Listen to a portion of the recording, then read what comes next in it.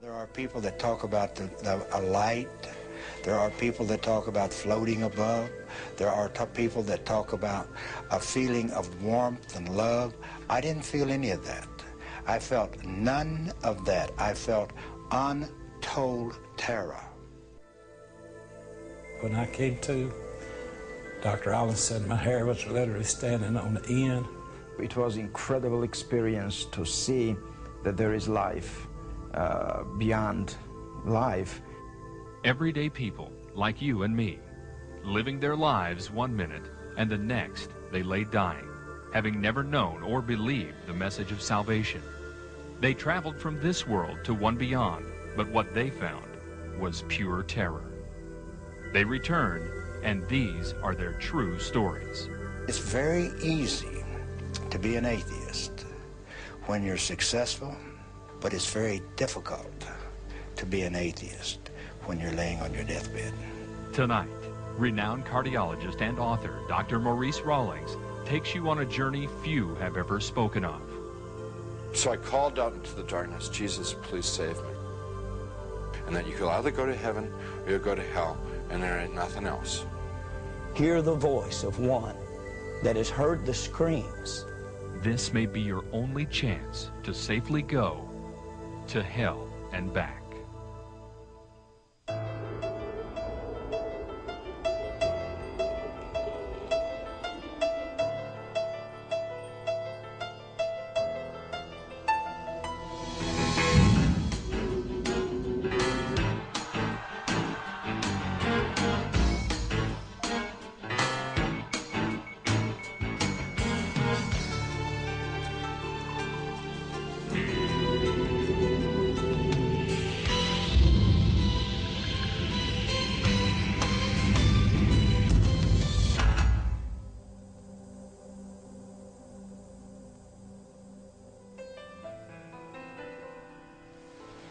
This is an experiment on life after death. All through history, man has predicted life after death. All Bibles are based on life after death, all religions. But where are they? Who's come back to show us there's life after death?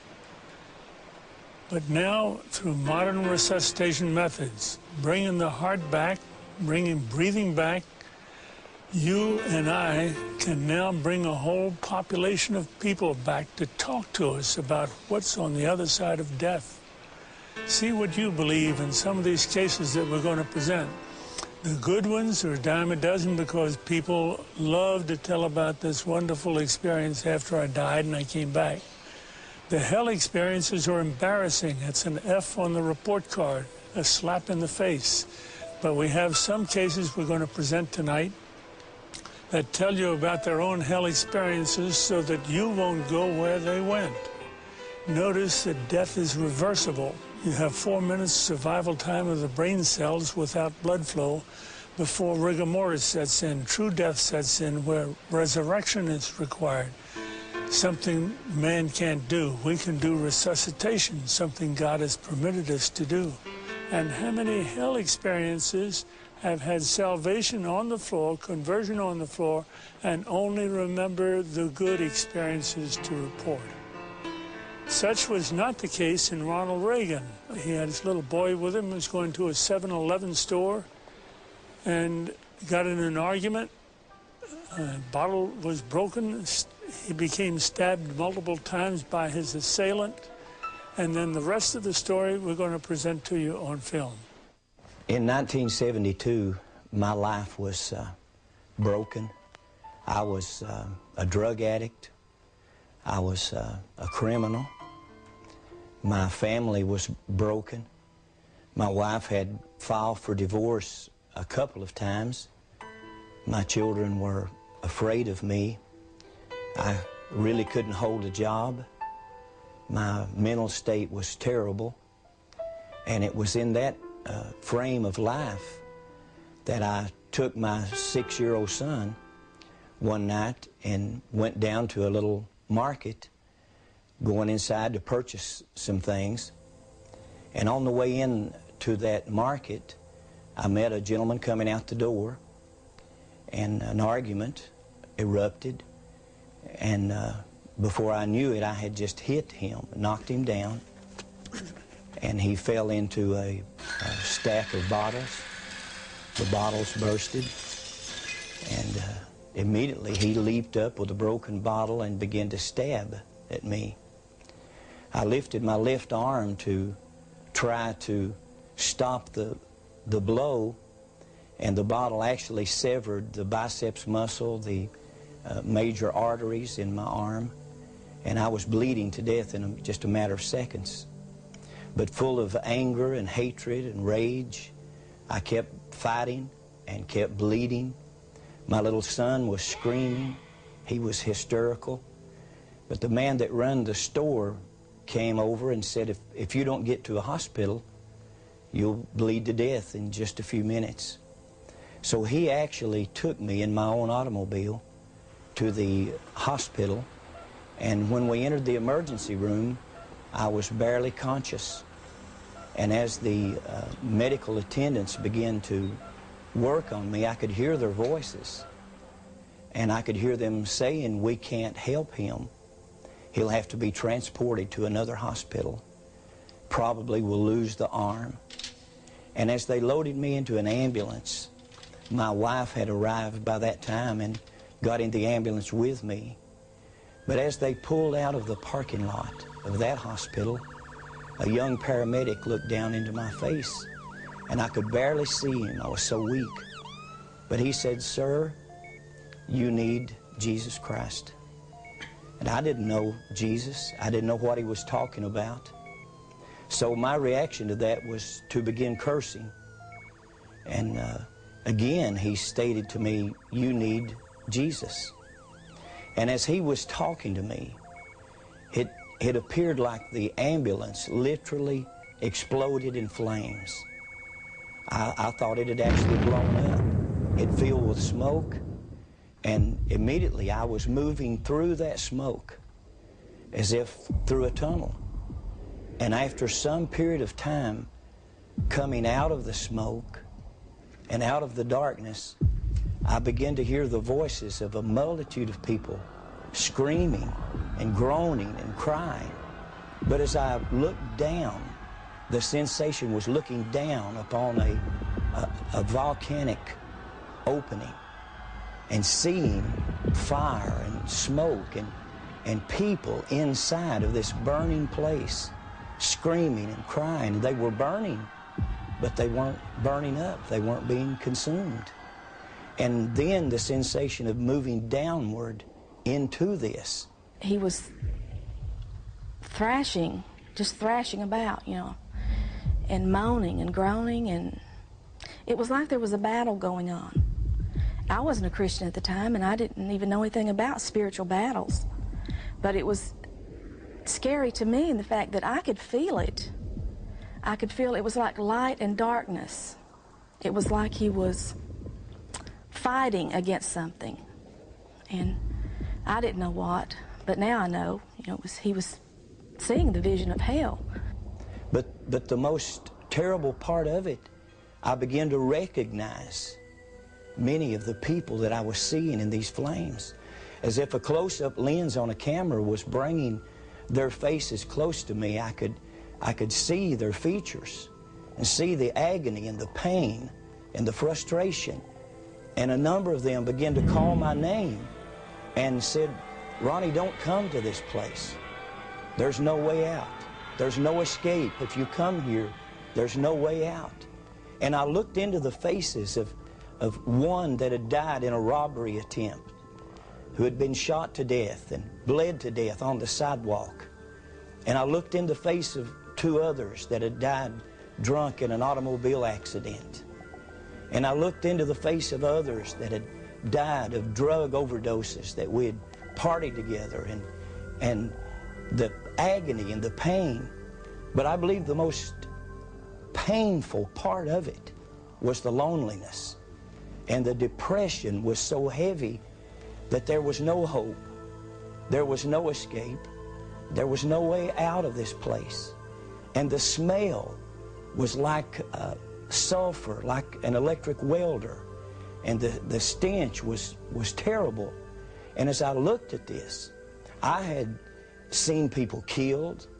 I had been involved in fights where people were killed. I've done time in prison for manslaughter myself. I grew up basically in a reform school and in a jail cell. I was beat on mercifully as a child by a father that had temper problems and alcohol problems. I was a runaway at 12 years old, and I felt like there was nothing in this world that could frighten me. My life was wrecked, my marriage was wrecked, my health was wrecked, but now I'm seeing something that literally scares me to death because I don't understand it.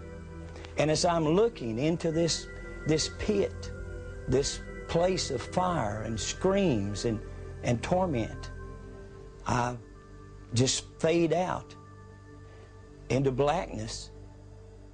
And when I open my eyes, I'm in a hospital room in Knoxville, Tennessee. My wife is sitting by. There have been multiple stitches put in my body. My arm was spared. There was almost 100 stitches. And I looked in the face of my wife, and I wasn't concerned about where I was or anything around me. All I could visualize was what I had just seen. He had this funny look on his face, and it was a terrifying look. And he said, I don't really know what's happened to me, but he said, I've been in a terrible place. And I kept telling him, you're in the hospital. You've been in the hospital all along. And he kept saying, no. He said, I've been in another place. He said, I don't know exactly what it was, but he said it was terrible. It was a terrible place. I could still hear the screams. I could still smell the terrible smell. I could still feel the heat. And I could still hear the voices of people that I'd known through the years screaming for me to go back. And through the days to come, I tried every way to get that out of my mind. I tried to get drunk. I could not get drunk. I tried to get stoned. I could not get stoned. I tried everything that I could to get this off my mind, and I could not. One morning, several months later, I came home to where my wife was. I'd been trying to get drunk. I couldn't. And when I walked in the house, went back to the bedroom, the light was burning. My wife was sitting up in bed, and she had a large book open on her lap. And she looked up at me, and her face was literally shining. And she said, Ronnie, tonight I accepted the Lord Jesus Christ as my Savior. And she didn't have to say a lot to me. Our life had been filled with agony. She grew up in Chicago. Her father was a bartender on the south side of Chicago. She knew nothing about God or church or religion. And the pain in her face, the wrinkles that I'd put in her face with abuse and violence and alcoholism and drug addiction, being gone for months at a time, and her and the kids not knowing where I was. Her face had changed. The wrinkles were literally gone. The smile had replaced the sorrow and agony. And she looked at me and she said, Jesus, save me tonight. And she said, would you go with me and hear about this man called Jesus? And I thought for a second, and I thought, I've tried everything else in life. Nothing has worked for me. The people that I love most of all, my wife and my children, I'm terrible to them. And I agreed to go with her. And a couple of weeks later, on a Sunday morning, a matter of fact, the date was November the 2nd, 1972. Just before 12 o'clock a.m., a minister stood to read from the Bible. I was sitting in the back of the building. I didn't know anything out of the Bible. I did not know how to act in church. But the minister stood to read from the Bible, and he read from the Gospel of John. And he began to read these words, that said, "Behold the Lamb of God that takes away the sin of the world." When he said the Lamb, he had my attention. It wouldn't have meant anything to me, any other passage. But when he mentioned the Lamb, he had this hard-hearted sinner's attention. Because when I was 9 years old, a very poor child in the mountains of eastern Tennessee, with a father that only knew anger and abuse and alcohol, a neighbor had given me a baby lamb. And I had to walk 2 miles to catch the school bus. And coming through her yard, she stopped me one day and said, "Son, I have a gift for you." And she showed me this baby lamb. And I took that lamb home with me. It was my friend, the only friend I felt like I had. And it was such a friend, in days and weeks to come, it followed me, and it would meet me when I got off the school bus and came walking through the woods and the fields. One evening as I came in, the lamb was missing. And I heard my father cursing and screaming, and I looked up to the side of the house, and there he was working on an old model car, changing a flat tire by hand the old way. And I tried to walk around because I didn't want to be cursed, and I tried to bypass him. And when I got on the other side of the car, I looked down, and there was my lamb with blood all over the white wool and a tar tool sticking in its body. The lamb had come around just wanting to be curious. And in a drunken fit of anger, and my father had plunged the tire iron through that lamb's body. And when I saw my lamb, my friend, dead, I began to scream as a 9-year-old child. I run into the woods screaming, "He's killed my lamb. He's killed the lamb." And at 9 years old, hatred and violence took my life, possessed my life. And from that point, I was never, ever the same. By 12 years old, I was a runaway. I was in the juvenile system, arrested time after time after time. There was no respect for authority. I hated anyone that represented authority over me. And by the time I was 15 years old, I had been in jail for car theft, for stealing, and at 15 years old, I was sentenced for manslaughter, involved in a car accident that had taken life and crippled others for life. Wondering at that time if life ever would hold anything for me. But when that minister mentioned the Lamb, he had my attention. And he said, Jesus Christ is God's Lamb. And he died and he shed his blood that whosoever will could have a new start, could be forgiven, could start over. That morning, as I stood to try to leave the building, I thought, I don't want anybody to see me cry. I've not cried since I was 9 years old. I'm not afraid of any living thing on this earth, and no one's going to see me cry. But I turned to leave, but I started down the aisle toward the front of that building. And my prayer was this. I didn't know the sinner's prayer.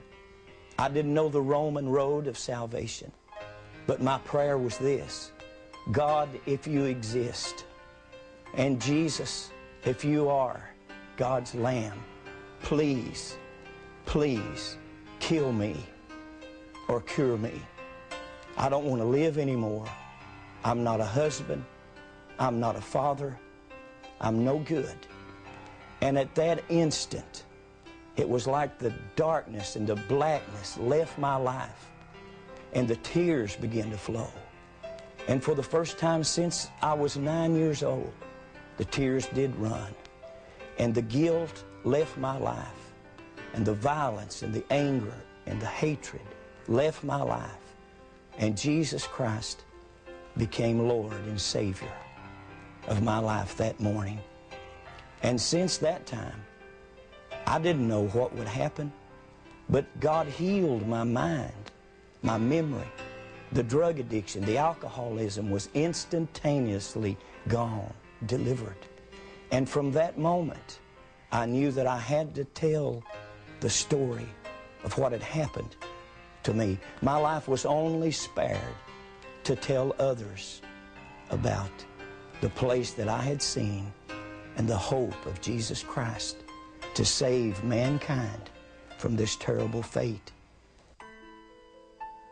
Here we are again, wondering whether hell is for the bad guys or the good guys. I'd like to introduce the subjects OBE, NDE. You know what clinical death is, where heart stops, breathing stops, and we start life again, restart the breathing and the heart. They come from death back to life, a reversible situation before rigor mortis sets in.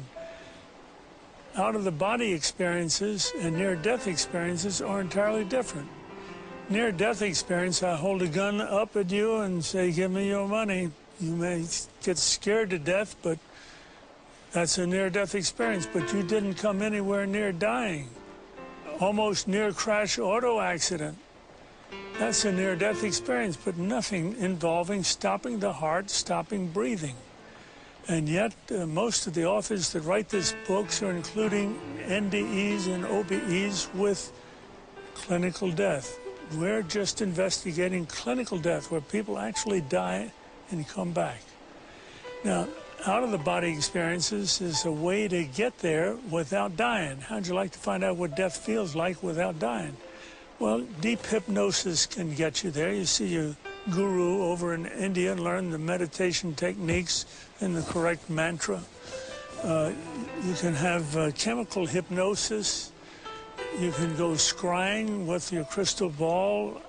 You can have kundalini, the electrical stimulus of the coiled snake down the base of the spine, the chakral sites, and all of the acupuncture is based upon ways of getting out of the body to experience life beyond the body, separating spirit from the body. This is the definition in the Bible, when the spirit separates from the body, but they're talking about a permanent separation, not a man-made separation. And we, in turn, are talking nothing about NDEs or OBEs. We're talking about clinical death. And this is where the great majority of the people that have true experiences occur. One of the cases we're going to show tonight is Charles McCaig, a 57-year-old mail carrier. He was having chest pain. We took him to the office, put him on a treadmill, and started the treadmill until he got his chest pain again. He was attached to an EKG. The EKG went haywire. We knew he had chest pain. Before we could stop the machine, he dropped dead. Unfortunate. Only 1 in 5,000 do that, so don't be afraid of EKG stress test. But when he dropped dead, he had a very peculiar situation. He convulsed like most people do when they first die, and the heart stops supplying blood to the brain. Eyes rolled up, sputtered, turned blue, stopped breathing. The nurse started IV, I started external heart massage. The strangest thing happened when I would stop resuscitating to put in a pacemaker. When I came to, Dr. Rawlings said my hair was literally standing on the end, and my eyes had already started dilating. And I was absolutely scared to death. I was horrified. My life was what you might call normal. I partied lots. Not all that bad, but I had joined the church at a small, young age because my parents had said, let's go down to the front and join the church. I really didn't realize what it was to belong to the church or accept Christ until that day. And I had early in one morning at work, I had gone to walk to the local clinic in my hometown. and telling them that I thought I was having a heart attack. I didn't tell anyone I was going, and they sent me on up to the clinic where Dr. Rawlings was. He kept me about 3 or 4 days and then gave me a stress test. On that stress test, I told the girl, Pam, that was running the stress test, that I was dying, let me off, and that's the last I remember of that. And when I came to, Dr. Rawlings was giving me CPR, and he asked me what was the matter because I was looking so scared and so forth. And I had told him I'd been to hell, I needed help. And he said, well, keep your health to yourself. I'm a doctor, I'm trying to save your life. You need a minister for that. As he was giving me CPR, he was trying to install a pacemaker with the other hand and doing it with one. I would fade out, and then he'd start again and bring me back. I watched what was going on, like some people say I was floating in the air or up on the ceiling. I was up above it and could look down and see things. And I kept asking, please help me, I don't want to go back to hell. And Pam said, well, he needs help, do something. And at that time, he said, say this short prayer after me. I believe Jesus Christ is the Son of God. If you'll save my soul and keep me alive, I'll be on the hook for you forever. And if I die, please keep me out of hell. And after that, the other experiences was real pleasant. I saw my stepmother, my mother. My mother passed away when I was about 5 months old. I never saw a photograph of her, and I was able to recognize who she was. And my stepmother had passed away approximately 10 years before. They were together. I did not have any contact physically or mentally with them. All I remember was they kept their hands outreached to me. And I remember later that I made a remark that I'd always heard it, but now I knew it. And Dr. Rawlings asked me, what did I mean? And I said, well, I've always heard you couldn't carry your money with you. And I looked and they didn't have pockets. I know that's weird, but I was trying to take in everything I could see. I must have thought I was going to get back so I could tell it. And after I saw them, my next experience was walking down a lane that had colors on both sides, just brilliant colors. I have dabbled in art, and or Rembrandt, either one could not reproduce those colors. They were so bright. This light surrounded me, and I believe to this day that was the Holy Spirit that surrounded me and took care of me. And I've never felt so good and so safe in all my life. After all this was over, I realized what had really happened. It was a double conversion.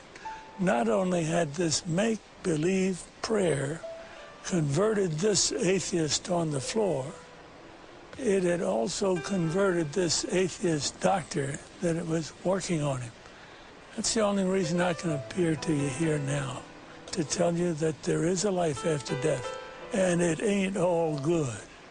Most of you viewers out there can tell the difference between simple fainting, clinical death, and biologic death. Charles McCaig, take that case for example, who was on the treadmill. I could tell that he was in clinical death. He had a startled question on his face. He was about to ask the question. He looked dumbfounded at me as he's walking on the treadmill. I noticed his heart had stopped, his breathing had stopped, but he was still walking and talking for a minute or two before no brain to the blood flow to the brain registered, and he dropped dead.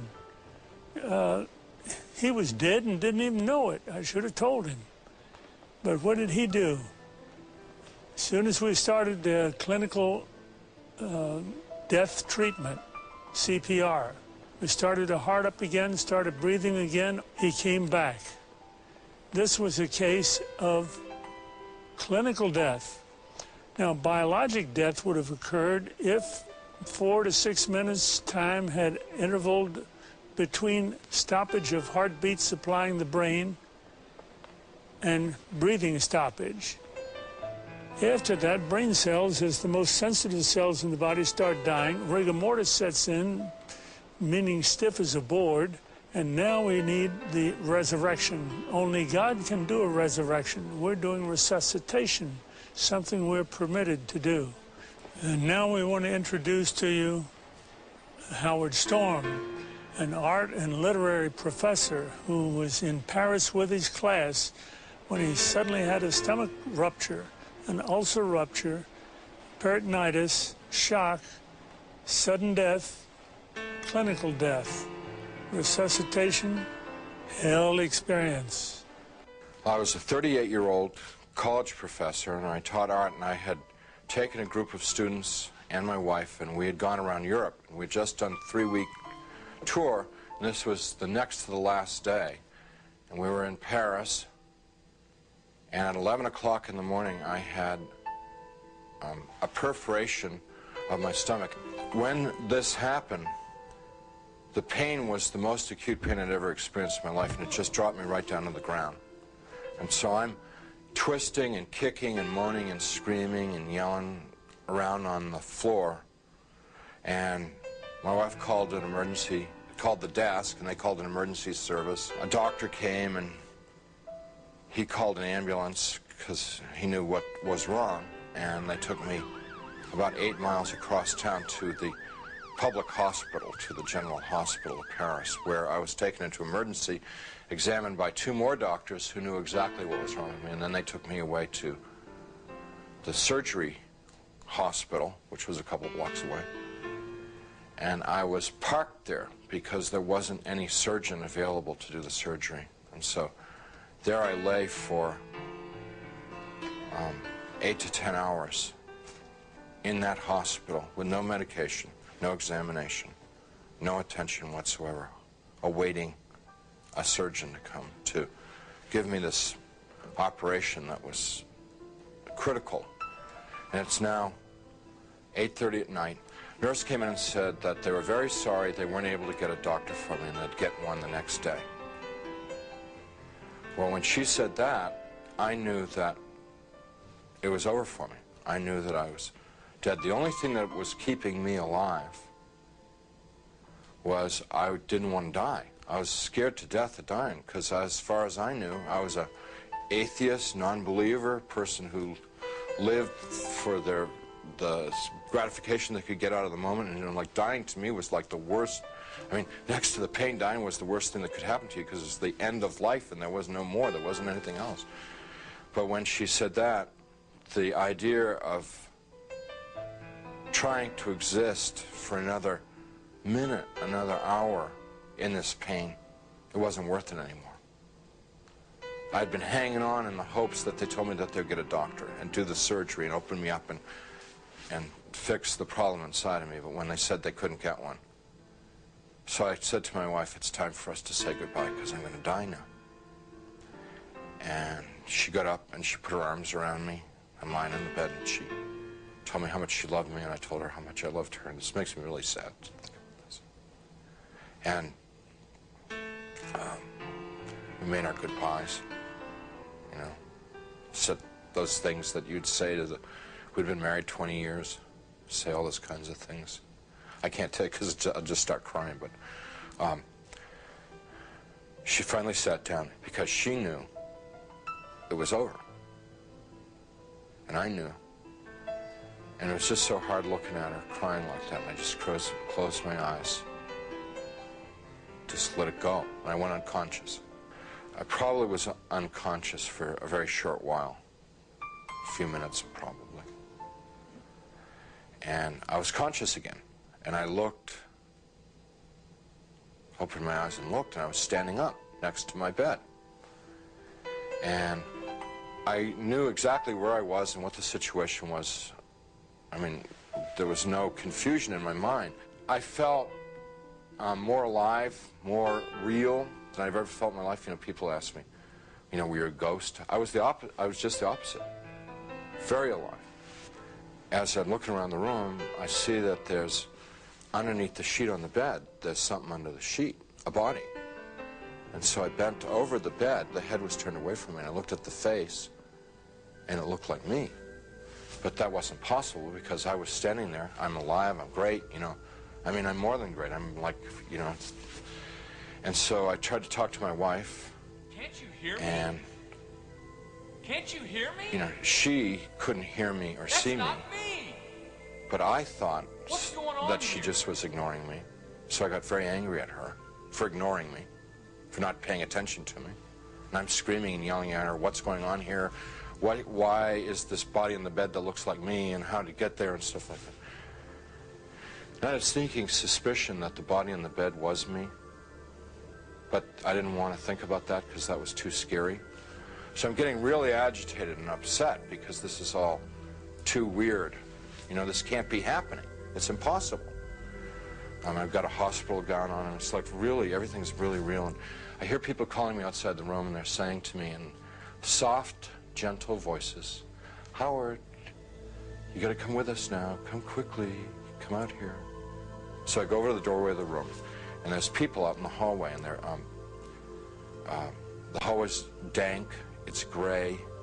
It's not light or dark. It's just gray, and they're all in grayness, and they're men and women, and what they're wearing might possibly be hospital uniforms. And I asked them if they were from the doctor to take me to the operation, and I told them, I said, I'm really sick and I'm going to have an operation and I'm going to die if I don't get this operation. And I was supposed to have the operation 8 hours ago, and I'm telling them all this stuff, and they're going, well, you know, we understand. You know, you got to come quickly. Howard, come out here. Howard, come quickly. Come with us. Howard, we've been waiting for you. Waiting. I left the room, which was real, clear, bright, and went into the hallway, which was dank and hazy, and followed these people. We had a very long journey. There's no time, and whenever I make a reference to time, it's just an illusion, because there was no time in this place. But this journey, if I were to recreate it, I'd have to walk like from Nashville to Louisville or something to recreate the walk with these people. And as we walked, they stayed around me and kept moving me on, and it kept getting darker and darker. They were becoming more and more openly hostile to me. First, they were sort of syrupy sweet to get me to go with them, and then when I was going along with them, it was like, hurry up, keep moving, you know, shut up, stop asking questions. You know, they started getting more ugly. And so we get into complete darkness, and I'm absolutely terrified. These people are very hostile. I don't know where I am. I said, I'm not going to go with you any further. They said, you're almost there. And we started to fight. I was trying to get away from them. They were pushing and pulling at me. And there are now a lot of them. What originally had been like a handful now was, since it was darkness, hundreds or thousands. I have no idea. And they're playing with me. You know, clearly they could have just destroyed me if they wanted to. They didn't want to destroy me. What they wanted to do was they wanted to inflict pain on me, because they derived, pleasure isn't the right word, but they derived satisfaction out of the pain that I experienced. So what they were doing in the beginning part was, it's real hard for me to talk about, and I'm not going to tell you much about it, just a little bit, because it gets, just gets too ugly. But initially they were like tearing and biting, tearing with their fingernails, scratching, gouging, ripping, and then biting. Trying to defend myself, trying to fight them off, trying to get away from them, but it's like being in a beehive. Just hundreds of them all over me. And I eventually was just laying on the ground there, all ripped up, pain everywhere, inside, outside. And even harder to bear than the physical pain was the emotional pain of what had just happened to me. The utter degradation, that I just experienced. You know, I never once felt that it was unjust or wrong. I heard my voice. It wasn't somebody else's voice. It wasn't the voice of God or anything. It was my voice. And I heard it speak, but I didn't speak it. So whether it was the voice of my conscience or I don't know what it was. It was just, but I distinctly heard my voice say, pray to God. And so I thought to myself, I don't believe in God. Pray to God.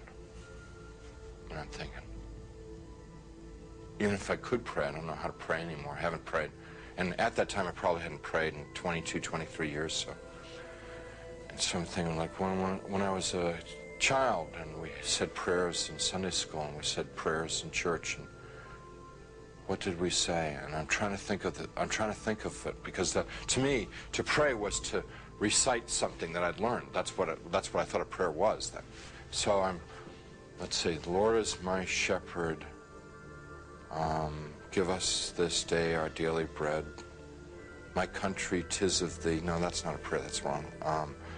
Let's see, yea, though I walk through the valley of the shadow of death, 77 years ago, our forefathers. You know, I'm getting all mixed up. I can't remember how to pray.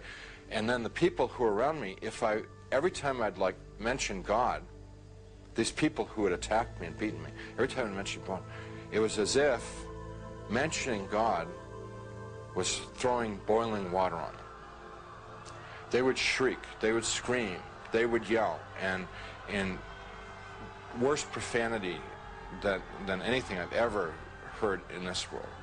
The other thing that was happening was that they couldn't bear to be around me talking about God.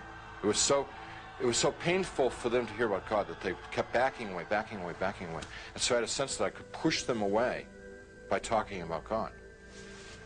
And so I'm trying to remember prayers, and I'm getting all confused and mixed up, and it was just all crazy, and I'm lying there, and eventually I realized that they're gone, and I'm alone.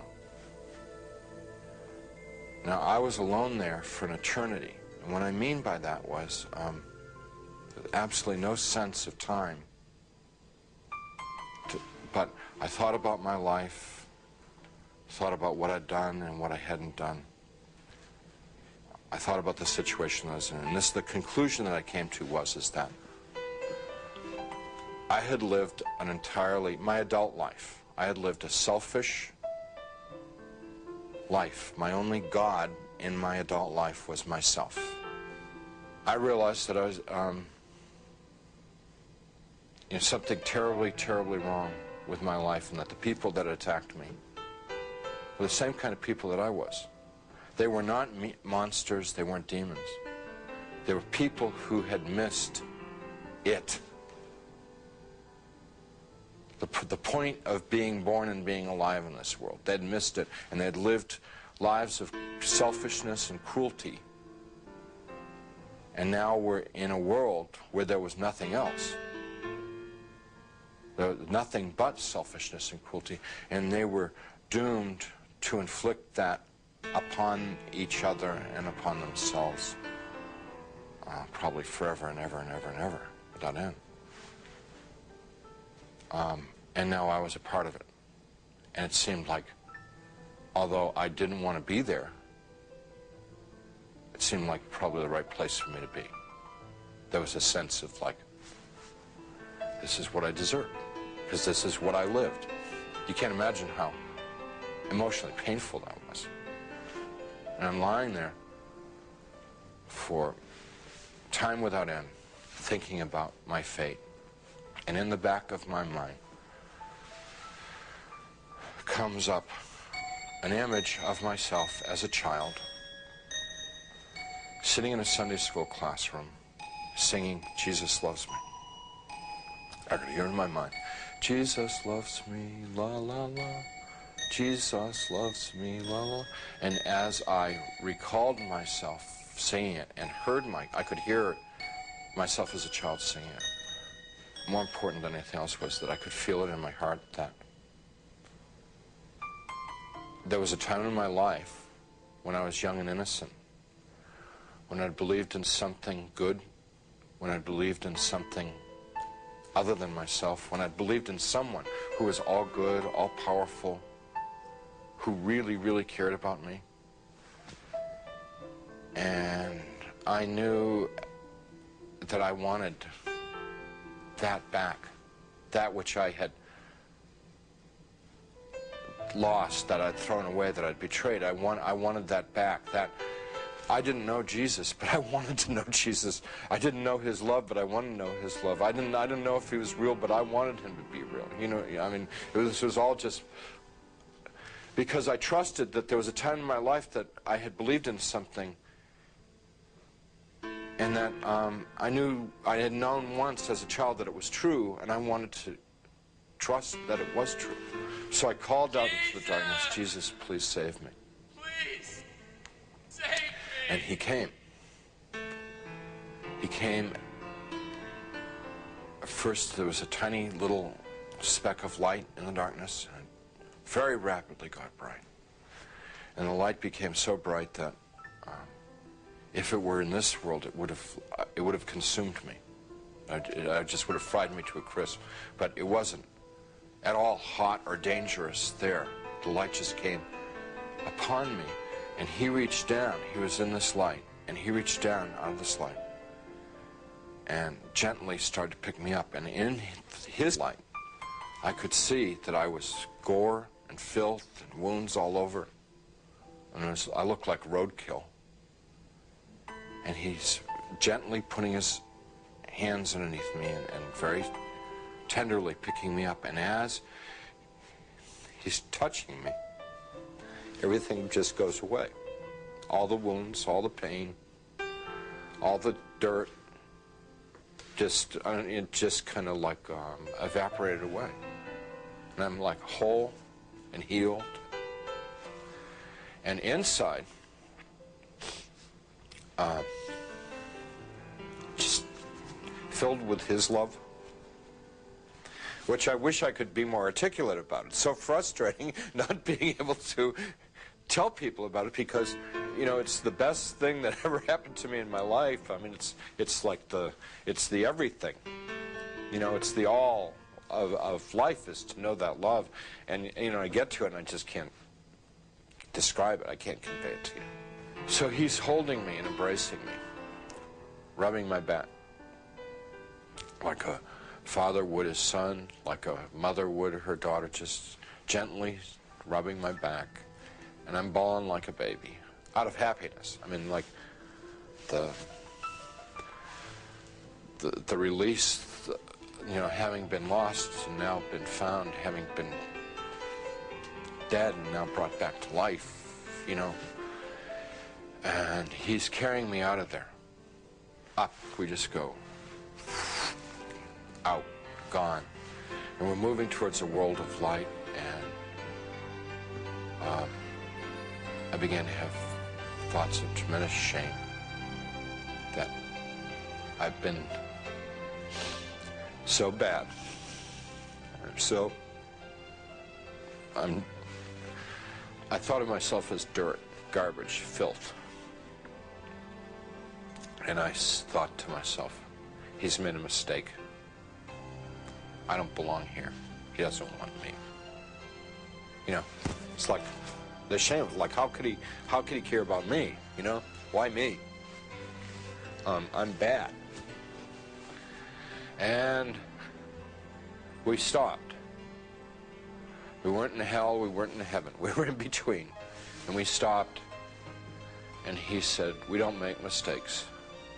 You belong here." And we began to converse, and he was talking and telling me things, and he brought over some angels, and we went over my life from beginning to end. And what they wanted to show me in my life was what I had done right and what I had done wrong. And without going through my whole life story, it was real simple, real simple. When I had been a loving, kind person, considerate of other people, it made the angels happy, it made Jesus happy, and they let me know that it made God happy. And when I had been selfish and manipulative, It made the angels unhappy, it made Jesus unhappy, and they let me know that it made God unhappy. What they were trying to convey to me, in a nutshell, was my whole purpose of my existence had been to love God, love my neighbor as myself. That's why I had been created. That's what I was in this world to do and to learn, and I had failed. They told me that I had to come back to this world, and I got real upset because I wanted to go to heaven. What they told me about heaven, it's like the most fun, most interesting. I mean, it's the most wonderful place. I mean, everybody would want to go to heaven, and I wanted to get there. And they said that I wasn't ready, I wasn't fit, that it wasn't my time to go to heaven. It was my time to come back to this world and try and live the way that God wanted me to live, the way God had created me to live in the first place. I told them, Jesus and the angels, that I couldn't live in this world without them. And I said that I would have, my heart would break to send me back to this world, because they'd be there and I'd be here. And they said to me, you don't get it? You don't get it? What is the matter? We were showing you all this, we would explain to you. We've always been there. We always have been there. We've always been with you all this time. And you've never been alone down there. And I said, you've got to let me know that you're around once in a while. So they said, if I prayed and confessed my sins to God, gave what I had, and what they meant by what I had was gave my worries, my cares, my hopes, my dreams, just gave it all up to God. That there would be times when they would be there, and I would know in my heart that they were there. I wouldn't necessarily see them or hear them, but I would feel the love like I'd felt it then. And I said, if you will assure me that there are times when I can know that love, I could live in this world. And they said that they would do that, and with that they sent me back. After the experience, the nurse who had been in the room a few minutes before and said they couldn't find a doctor, and they'd try and get one the next time, she came running back into the room and she said, a doctor's arrived at the hospital, which was like, this is all pretty miraculous stuff, because this is now like 9:30 at night, around 9:30 at night. She said, doctor's arrived at the hospital, and we're going to have do surgery on you right away. And some orderlies and people came in, and they threw my wife out of the room. And it's very disturbing, because I was trying to tell them, and I wanted to tell my wife what had happened to me. So when I passed my wife in the hall on the gurney on the way to the surgery, I said, everything's going to be great. And she just started bawling, because she thought like that was like a dying man, you know. You know. Strange thing about the experience is the memory hasn't dulled at all. It's real intense. And I don't know, it stays intense. And I believe that one of the reasons that God gave me this experience, so that I would have an opportunity to share it with someone. I don't know who, I never know who, but I would have the opportunity to share it with somebody so that it could be of help to them.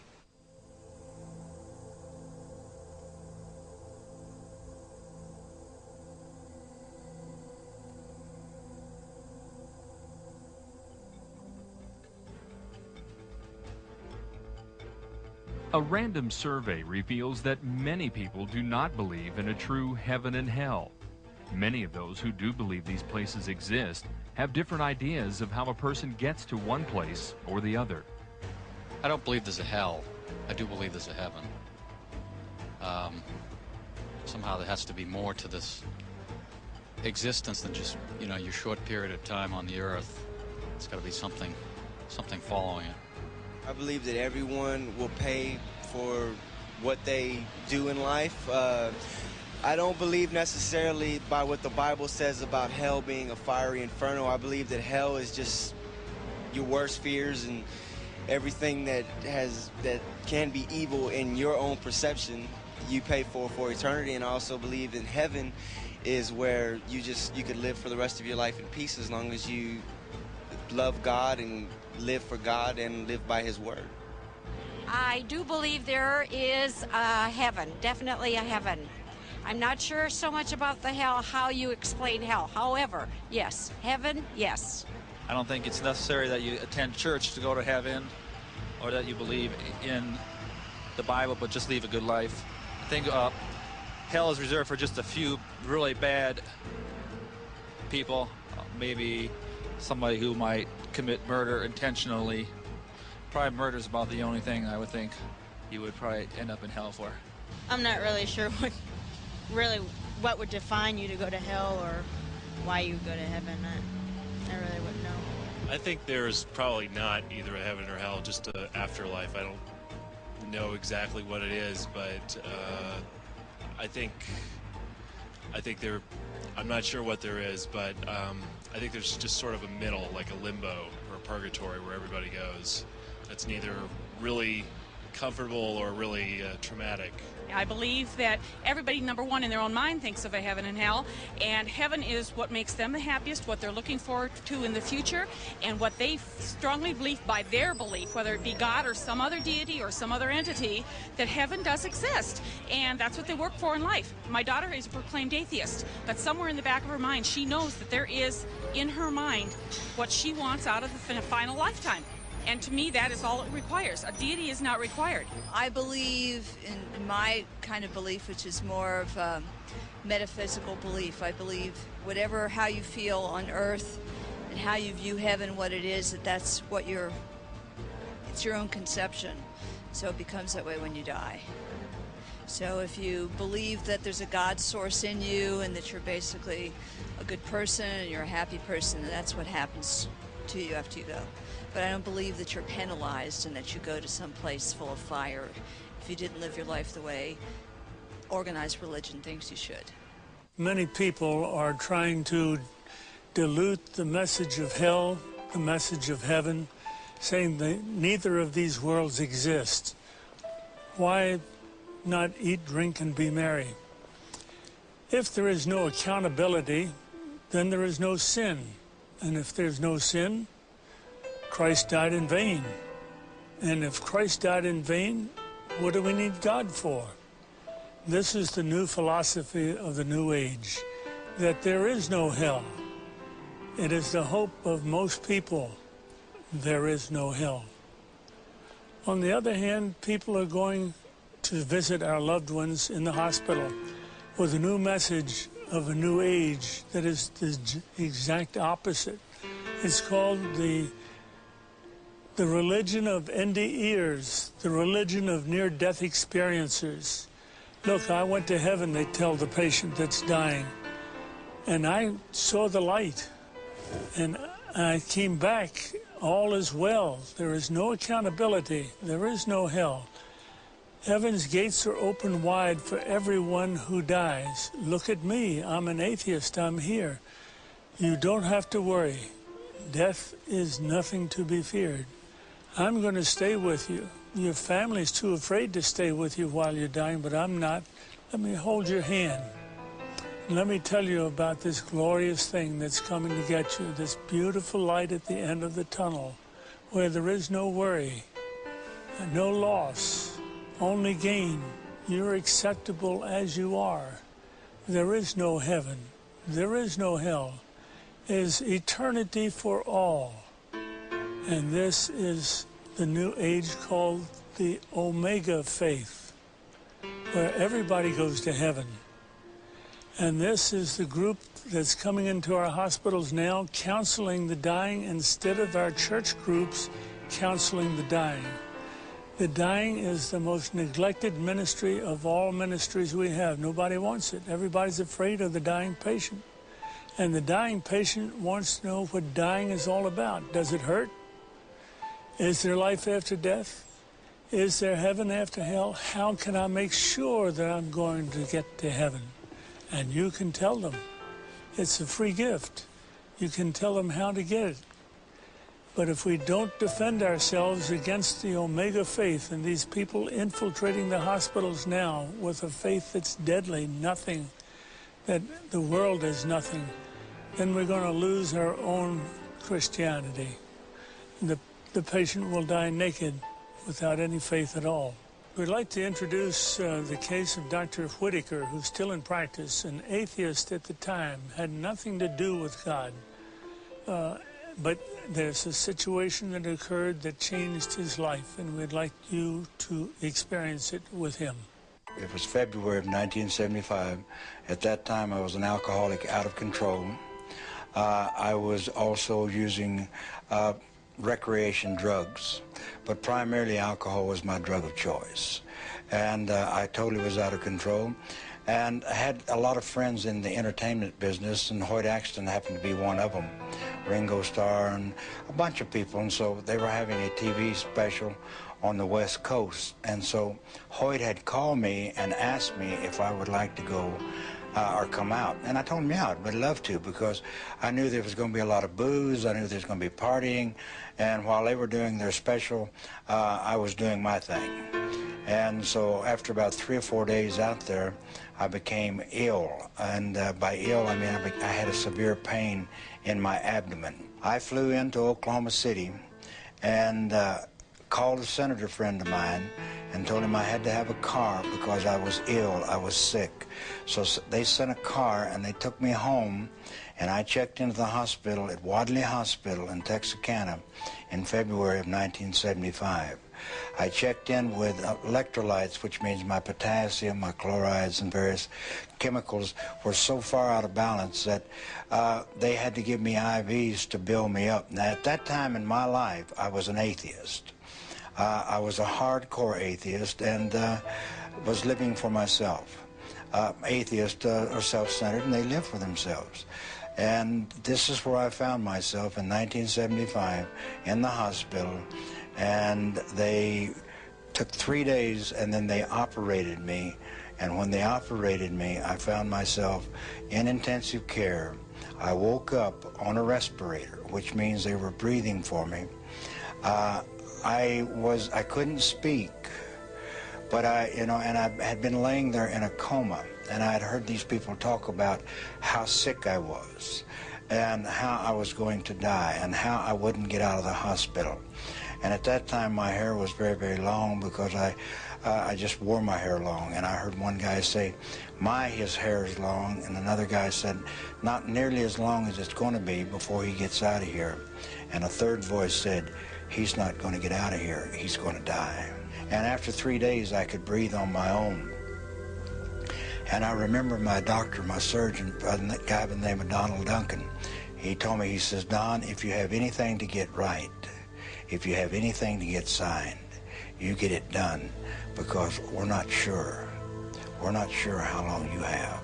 So I knew, see, I had a condition that was called acute hemorrhagic necrotic pancreatitis. You don't live with this disease. Now, you can live with pancreatitis. You can even live with acute pancreatitis. But you do not live with acute hemorrhagic necrotic pancreatitis. Duncan had told my 2 sons that I would be dead before morning. They didn't expect me to survive.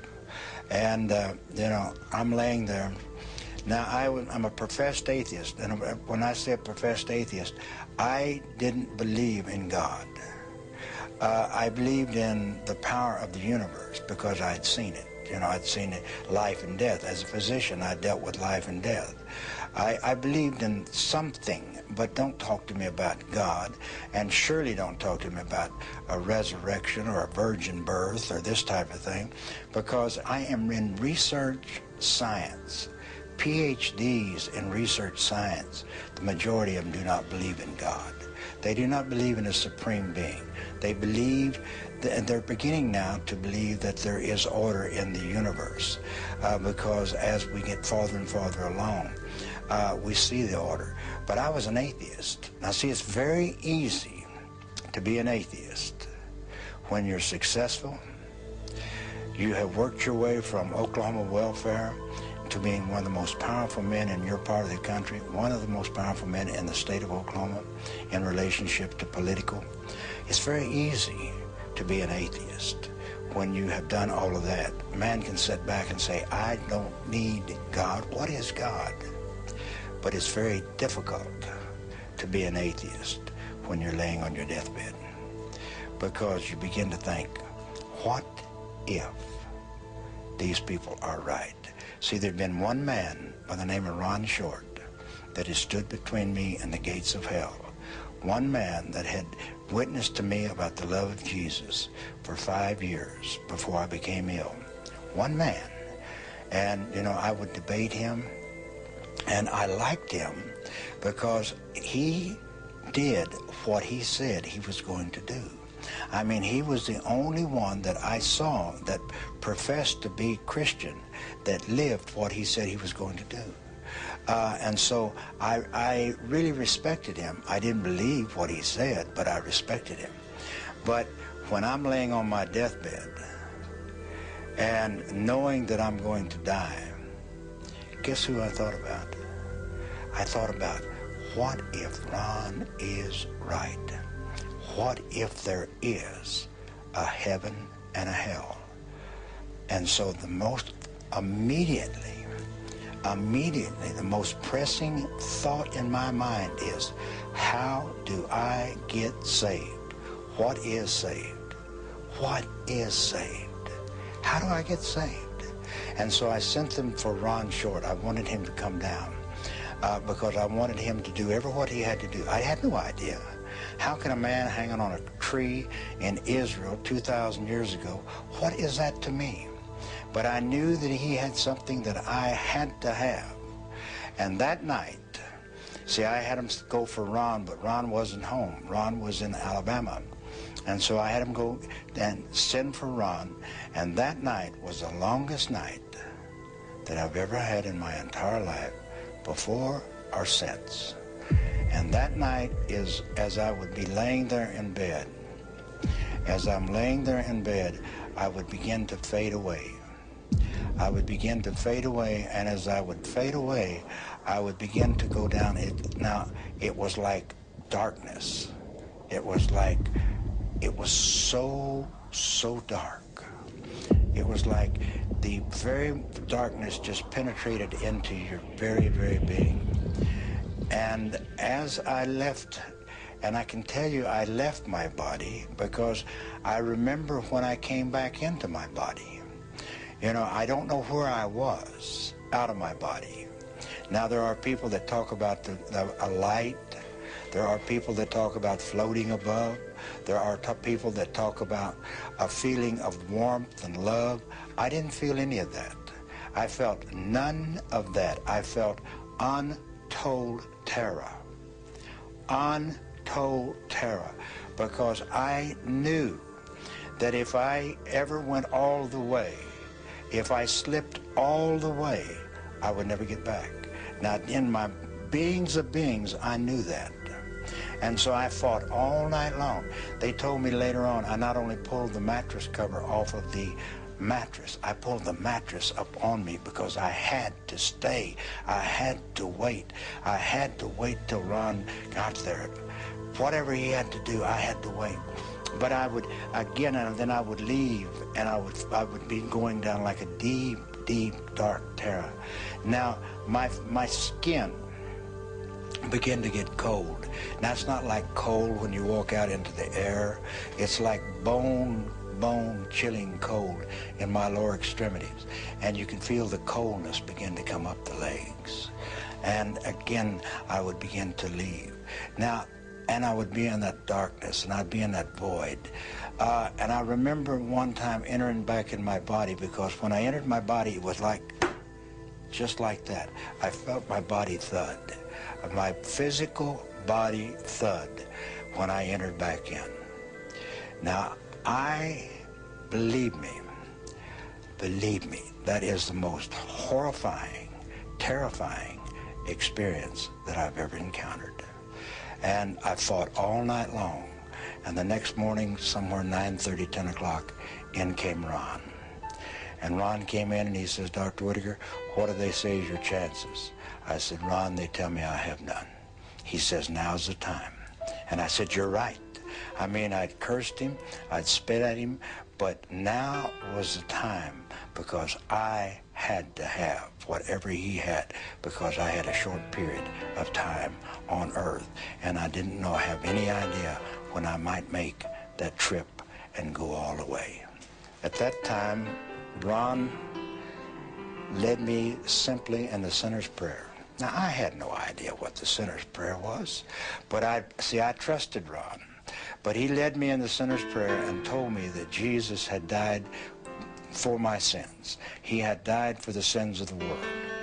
I didn't quite understand that, but I knew, he showed me in the Word of God where it said that. Now, you have to understand, I'm a man of books. I've spent a big part of my life, 25, 26 years of my life, in books, in, all types of scientific books. Chemistry, like I said, degree in chemistry, advanced degrees, all the way out to the medicine doctor to practice medicine, all of these degrees. So he told me, and I believed him because it's in this book, and it was a new book unto me, and it was called the Bible. And so I let Ron lead me in the sinner's prayer, and I said the sinner's prayer after him. And I can tell you one thing. There was a peace that came over me like I had never known. I'd search for that peace. I'd search for it in the bottles, alcohol. I'd search for it in needles. I'd search for it in drugs. I'd search for it with women. I'd search for it all types of places. But there was no peace in my life. But once I accept Jesus Christ as my Lord and Savior, I was no longer afraid. I still believed I was going to die because I knew the condition I had is that you do not survive it. I knew that. I'm a physician. I knew what I had, you did not survive. And he shows me in the Word of God, it says, these signs shall follow those that believe. They shall lay hands on the sick, and they shall recover. I walk around on planet Earth this day, taking no insulin, taking no enzymes, eating whatsoever that I might, and God produces in my body every day the correct material for me to function without having to take medication. When you see blind eyes open, you see the cripples walk, you see the leopards cleansed, and you see them with your own eyes. You see that. Then it doesn't take a rocket scientist to figure out that, the Bible is true. How can the various stages of hell have different aspects to them? Well, the Bible doesn't say it's all fire. If you look at different places, it's cast out, separated from God, total darkness, where the worm cannot die. Most of it is flame. But there are some that can't visualize this, like Rhodaniah that we'll introduce, and Whitaker, Dr. Whitaker. Seeing the angel of light can be deceptive in some cases. For instance, 2 Corinthians 11:14, even Satan can change himself into an angel of light and deceive many. Which light did they see at the end of the tunnel? Especially if it was someone that didn't think they deserved to be in heaven. Those things occur. Strangely enough, the opposite does not occur. Those that saw themselves in hell knew exactly where they belong. They never questioned why they were put there. In fact, Christ talked about this himself in Matthew 25. He says, if Satan cast out Satan, sent hell as an imaginary picture, how would his kingdom stand? How would it hold together? No, impossible. But no, as an angel of light, Satan can deceive many. But this variation that they see in hell, whether it's total darkness or whether it's the fire, it's a place that they never want to visit again. This brings us to the case of Dr. Rhodaniah, George Rhodaniah, a young Russian fellow, very intelligent, became a PhD and MD, but before that had trouble with the KGB and couldn't get out of Russia. In fact, when he tried to get out of Russia, he was purposefully run down by the KGB, overriding the sidewalk and running over him. And this is how his accident started and his story started. As a psychiatrist, as a neuropathologist, For me, God never existed. I never believed in God. I never believed in Bible. I never thought about God or Bible or divinity. In 1976, I was 20 when I was already a doctor working in Georgia. I met a lady from Texas, and I tried to leave the country many times, but I didn't have such a help. This lady tried to help me, and I became in big trouble with KGB. Because my work, I worked on adenosine triphosphate, it's a neurotransmitter in our brain, and with the conjunction of oxytocin, I discovered several things, and I was a scientist, and KGB didn't want me to go, so that's why they decided to kill me. That's how I got into another dimension of my life. I was standing on the sidewalk, ready to depart to New York, waiting for a cab, when a car ran on the sidewalk and hit me. I flew 10 meters and I fell and then ran. The car runs over me. My friends and relatives took me to hospital, and the hospital staff, friends of mine, and 2 other professors declared me dead. They put me in morgue, in a freezer, and 3 days later they took me out on Monday. It was Friday night, and on Monday morning they began my autopsy. And these 3 days being out of my body, seeing everything what was happening around, seeing myself, my body, seeing my birth, my parents, my wife, my child, my friends.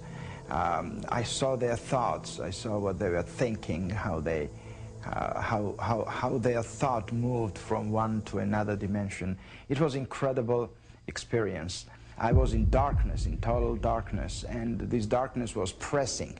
This darkness existed not beyond, but existed within. What I want to say is that darkness was pressing, and I was in the middle of this sphere, and I didn't understand why and how this darkness existed. Where was I? And I understood I didn't have a body because I didn't feel it. But then I thought about light. I went through that little hall into light. But light was more powerful, more burning. I mean, you cannot compare it to anything. No word can explain it. And this light was so burning and going through flesh. But I didn't have a body. That was the most interesting part. And I was scared of that light. I thought, where is that hall to darkness, go to shade, to save myself from this light? What is that light? I don't know. I mean, it can be called light of God. It can be called light of life. But light is light and darkness is darkness. And then, as a psychiatrist and scientist, I didn't think about that. The only thing was that I was in light. We were not raised in godly way. You know, Soviet Union, we didn't go to church. We didn't have... There were people who went, but they were some kind of limited people, we thought. I mean, we thought they didn't know better, that there is no God. But during that 3 days being in morgue, in a freezer, changed all my life. To begin the autopsy, they began to cut my chest. That was the first incision. Then I opened eyes. So when I opened eyes and he saw the pupils were convulsing, becoming smaller, to say simply, he saw that it was reacting on light. It means it's life. And they put me back into hospital and began resuscitation. My lungs were collapsed for many time. I mean, long time. I was on respirator for 90 days. I mean, it's not that it happened fast, but the life came back. And what they discovered was that life was there during the autopsy, but it wasn't that all organs worked. I mean, it was hard work for 9 months being under the recovery It didn't happen immediately. I mean, the life was there, but it doesn't mean that I could survive if not doctors who helped me to regenerate my health and organs. When I came to life back, a lot of different experiences happened, and I experienced a lot of rejection, a lot of fight with the reality of others, but nothing could change my mind. I knew my destination, I knew my way, and I decided to leave the country. And again, this lady from Longview, Texas, helped me to move to United States, and we came to Texas, and we continue to live in Texas still. Sometimes things are beyond our grasp, but I don't try to explain it all, because I know and I believe that God knows better, and I believe that I don't need to be explained. And why it was shown to me, and why it's me chosen to be, it wasn't questioned, and I don't care about that, honestly. I care that it was. I deeply believe in God of love, and God is love. And I believe that God created everything for betterness and for incredible, incredible future if we don't ruin it. All of these hell-like cases had one thing in common. Surprise, they didn't know there was such a place. Will you find it a surprise? Will I find it a surprise? Or will we be prepared? Hell is nothing new. It's been there. It's just something discovered by some people that died and came back, and they want to tell you about it. And I experienced what is love, what is faith, what is hope, and all these three as a wisdom of God. The prayer of faith, the prayer of salvation is not some just little prayer. It's the only way to the Father, and that's the only way. Now, all of these people that in the New Age movement that believe that everybody's going to heaven, that you can worship anything, you worship a flea, you can squeeze a tree, you can worship a crystal, you can worship a star. I got news for them. They're not, they're not going unless they accept Jesus Christ as their Lord and Savior, because the Word says the only way to the Father is through the Son. Don't go to hell. Please, I beg you, don't go to hell. It was not prepared for you. If you're saved, you're safe to die, if you accepted Jesus. Do not put off for tomorrow anything, because you might die this very moment, this very night. It's the best thing that ever happened to me in my life. You can feel Jesus' presence with you like today, in this place, in this time. It's not God's will that people perish. I didn't know this. I didn't know the love of God. All I knew was hatred and violence and abuse. But there's one that cares, and his name is Jesus. And who is the Son? He's the Word made flesh and came and dwelt amongst men. The Word is the way to the Father. Make a choice. Not tomorrow, not tonight. Make a choice right now. Are you going to give your heart over to Jesus, or are you not? If you want to have life hereafter, you better accept Jesus.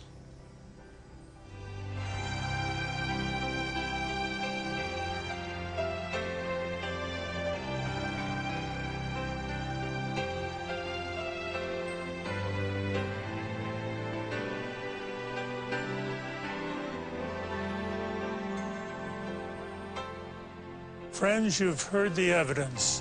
This is as close as you're going to get to making a decision. Is there life after death? Are these people that we've presented to you turning their lives upside down because there is a heaven and there is a hell? Have you made a decision in your own life? Do you know if you die tonight, you would be with God in heaven tomorrow? And remember the adage from Revelations 3:15. Behold, I stand at the door and knock. God's knocking right now. If you hear me, open the door and I will come in I will come in, not might come in, and fellowship with you and you with me. It means you come dirty just like you are. He'll fellowship and tell you how to clean up your life. And meanwhile, in exchange, give you this free gift of eternal life with Jesus Christ because you're one of his. You're now a Christian. Thank you, friends, for coming tonight.